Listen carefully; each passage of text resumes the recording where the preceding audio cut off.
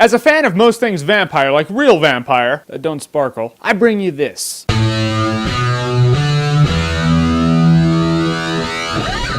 True Blood. Alright, so when True Blood first came out, I didn't watch it, not for the first couple seasons. Twilight romance shit was everywhere, so I was like, alright, True Blood's like Twilight with tits. But then I watched the show. Now I'm gonna let you know right off the bat, this is not the Twilight craze cash out I thought it would be before I saw the show. Yeah, the main characters of the story are a vampire named Bill and a waitress named Sookie, played by Rogue from X-Men, who are dating. The dating aspect is a big part of the show, but it's not the point of the show. Like with Twilight, the whole thing is like, oh, are they gonna have sex? It's always they're gonna make love. In True Blood, they bang like episode 3. So they are dating, but shows always involve people who are dating. Shit, The Dark Knight had a love triangle. Doesn't mean it's like Twilight. See what I mean? So now getting that out of the way, let's get to the show. The show is actually really good. Long story short, 2 years ago, vampires came out of the coffin, is what they call it. They came out and said, hey, we're actually real. So integrate us into your society so vampires and humans can exist like a bunch of stepkids who were living under one roof who can't stand each other. That's pretty much it. And they were able to come out and tell everyone that they exist because, yeah, they fed on humans for, you know, as long as vampires were ever around, like thousands of years. But this company in Japan devised a drink called True Blood, hence the name of the show, that's a substitute for actual blood. It gives them all the nutrition they need. Now we all live in harmony. Problem is, a lot of vampires hate the taste of the shit. So unless you're a vampire wwho's gone more mainstream than Eminem, you want you some human blood. Awesome. So the vampires are integrated into our society, so they have to abide by our rules, but first and foremost, they enforce their rules among themselves. Like for example, if you're a vampire, you cannot kill another vampire for a human being, ever. I get the distinct feeling that if you're a vampire and you see another vampire about to club Mother Teresa like a baby seal and you kill that vampire to save her, you're in deep shit. The show incorporates a lot of supernatural things that aren't just limited to vampires. Like the vampires, they're not like scientific vampires. It's not like Blade where they're like, oh yeah, they're vampires they need to feed because their bodies don't sustain hemoglobin or whatever. Like in the first or second episode, Bill and Sookie are talking and Sookie's like, how are you alive? Bill's like, magic? I don't know.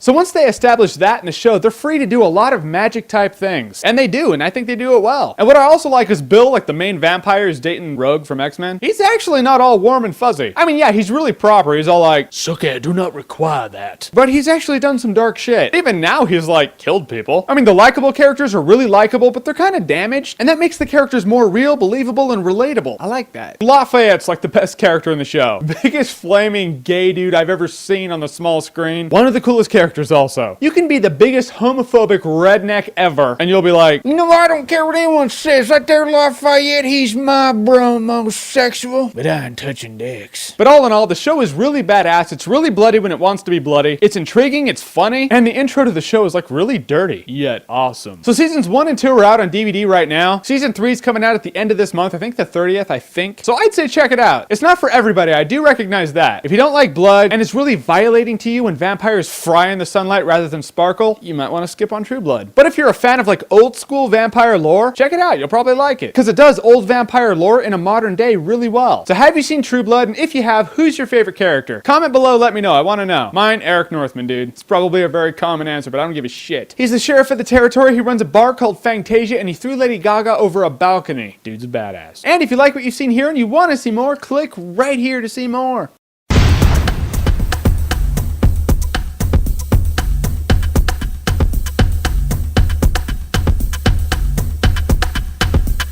That's right, Red, White, and Lafayette. Marker!